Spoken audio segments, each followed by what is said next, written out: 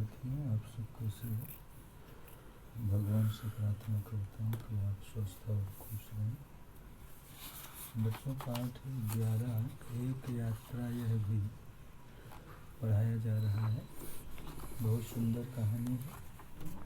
तो आज जो है स्वाध्याय का प्रश्न संख्या 1 और 2 बताएंगे और जो बाकी कहानी है उसको समझाते हैं।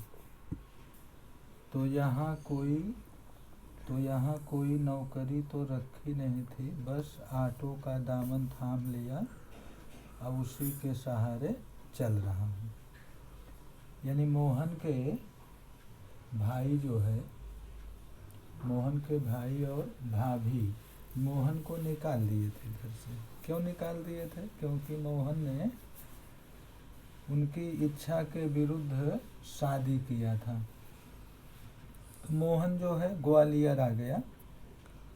तो आप बीती घटना जो है मोहन लेखक को बताता है। वास्तव में तुम बहुत बड़े हो मोहन। लेखक जो है मोहन की प्रशंसा करता है, मोहन की तारीफ करता है कि तुम बहुत बड़े हो।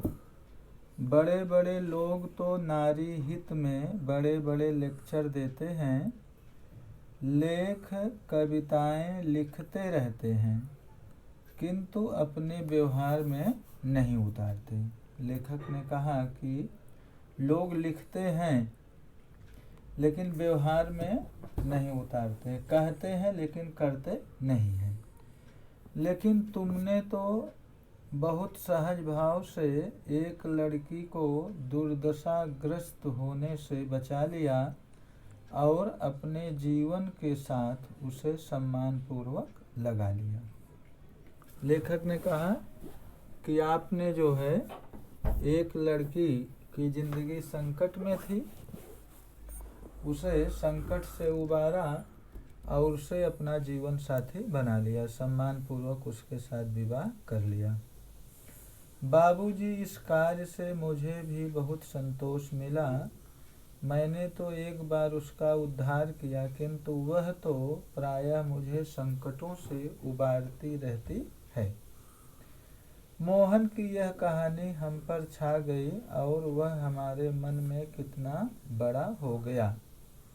लेखक जो है, लेखक के दृष्टिकोण से मोहन जो है अच्छा इंसान, नेक इंसान लगने लगा। गाड़ी का समय हो रहा था। मोहन हमें लेकर स्टेशन आ गया। उसे मैं 500 रुपये का नोट देने लगा। वह बोला, रहने दीजिए बाबूजी। अरे यह तुम्हारा पारिश्रमिक है, कोई दान थोड़ी ही दे रहा हूँ। बाबूजी, मैंने माँ बाप का प्यार नहीं किया। बाबूजी, मैंने माँ बाप का प्यार नहीं पाया। कल से ही लग रहा है कि मुझे माँ बाप मिल गए हैं। इस सुख के आगे पैसे का तो कुछ भी मोल नहीं है। पैसा तो और लोगों से कमा ही लेता हूँ। बेटे, लेकिन मेरी भी तो सोचो, मैं बेटे का शोषण कैसे कर सकता हूँ। लेकिन यह तो बहुत है, इतना लूँगा तो आपका शोषण हो जाएगा। यह कहकर वह 500 का नोट लेकर 300 वापस करने लगा। मोहन ने कहा कि मुझे माँ बाप मिल गए और माँ बाप के सुख के आगे पैसे की कोई कीमत नहीं है। बोला, मुझे इतना पराया ना कीजिए बाबूजी। हाँ, जब भी ग्वालियर आइएगा मुझे बुला लीजिएगा।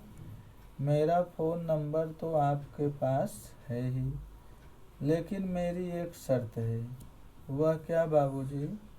ये 500 रुपये तुम्हें लेने ही पड़ेंगे। लेखक ने कंडीशन रखा कि हम आप जब भी ग्वालियर आएंगे आपको फ़ोन करके बुला लेंगे, लेकिन एक शर्त है कि ये 500 रुपये आप सहज स्वीकार कर लीजिए, सहज ले लीजिए। उसने 300 रुपये अपनी जेब में रख लिए। जैसे कह रहा हो यह कैसी शर्त आपने रख दी बाबूजी। कुछ क्षण बाद बोला, बाबूजी आपका फ़ोन नंबर तो मेरे फ़ोन पर आ ही गया है, कभी कभी फ़ोन करता रहूं क्या? हाँ हाँ भाई, शौक़ से, मुझे अच्छा लगेगा। लेखक ने कहा कि हाँ, आप शौक़ से मेरे पास फ़ोन करिएगा, मुझे अच्छा लगेगा, मुझे ठीक लगेगा। लेकिन आपका नाम तो मैंने पूछा ही नहीं। मैं हूँ सत्यकेतु और पत्नी है कामना। लेखक ने कहा कि मैं सत्यकेतु हूँ, पत्नी कामना है।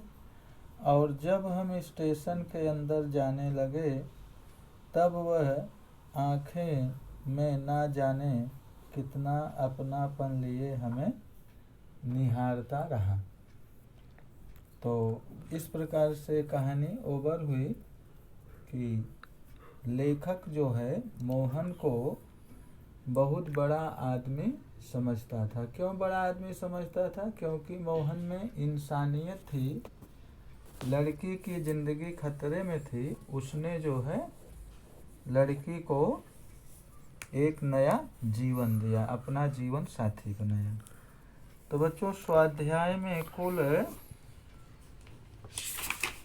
7 प्रश्न हैं। तो आपको पहला और दूसरा प्रश्न, स्वाध्याय का पहला और दूसरा प्रश्न समझाते हैं। केयरफुल होकर सुनिएगा और फेयर नोटबुक में भी लिखना रहेगा। स्वाध्याय का पहला प्रश्न है, एक एक वाक्य में उत्तर लिखिए। इसके अंतर्गत 6 प्रश्न हैं। तो पहला प्रश्न है, लेखक को ग्वालियर क्यों जाना पड़ा? लेखक को ग्वालियर क्यों जाना पड़ा? लेखक को ग्वालियर एक डॉक्टर से मिलने के लिए जाना पड़ा। लेखक को ग्वालियर एक डॉक्टर से मिलने के लिए जाना पड़ा। क्वेश्चन नंबर 2 है, लेखक के न कहने पर भी ऑटो वाला उनका इंतज़ार क्यों करने लगा? लेखक के न कहने पर भी ऑटो वाला इंतज़ार करने लगा क्योंकि वह उन्हें होटल तक पहुंचाना चाहता था। क्योंकि ऑटो वाला लेखक को होटल तक पहुंचाना चाहता था। क्वेश्चन नंबर 3, लड़की ने मोहन से घिघियाते हुए क्या कहा? लड़की ने मोहन से घिघियाते हुए कहा कि मुझे बचा लो। क्वेश्चन नंबर 4, मोहन लड़की से विवाह करने क्यों तैयार हो गया? मोहन लड़की से विवाह करने तैयार हो गया क्योंकि लड़की संकट में थी और जिंदगी खतरे में थी। क्वेश्चन नंबर 5, थानेदार की क्या विशेषता थी? थानेदार की क्या विशेषता थी? थानेदार की विशेषता थी कि वह कवि था। थानेदार कवि था और उसकी कविताएं मानवीय संवेदना से भरी होती थी। थानेदार कवि था और उसकी कविताएं मानवीय संवेदना से ओतप्रोत थी। लास्ट क्वेश्चन है बच्चों, मोहन ने ज़्यादा पैसे लेने से क्यों इनकार किया? मोहन ने ज़्यादा पैसे लेने से इनकार किया कि लेखक दंपति से मिला प्रेम उसके लिए पैसों से बढ़कर था। लेखक दंपति से मिला प्रेम उसके लिए पैसों से बढ़कर था। क्वेश्चन नंबर 2, 2-3 वाक्यों में उत्तर लिखिए।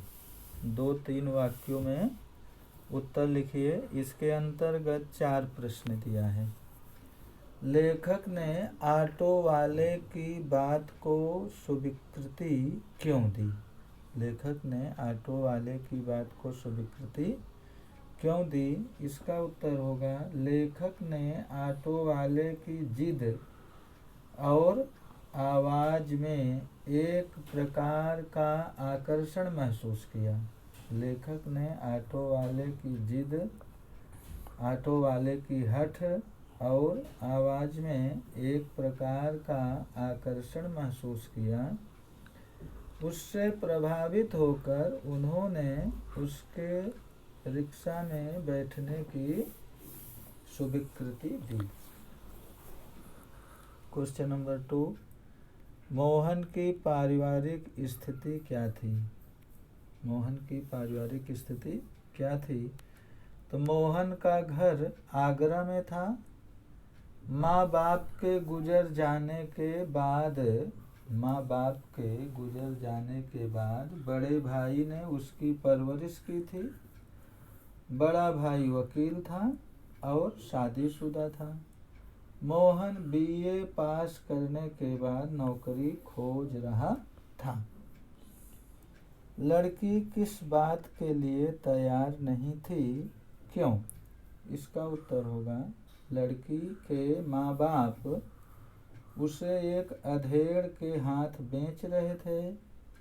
लड़की उस खूसट के साथ जाने को तैयार नहीं थी क्योंकि इससे उसकी जिंदगी बर्बाद होने की संभावना थी।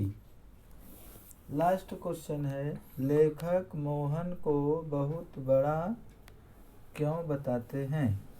लेखक मोहन को बहुत बड़ा क्यों बताते हैं?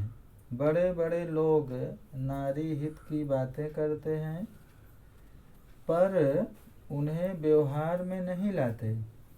कहते तो हैं लेकिन करते नहीं हैं।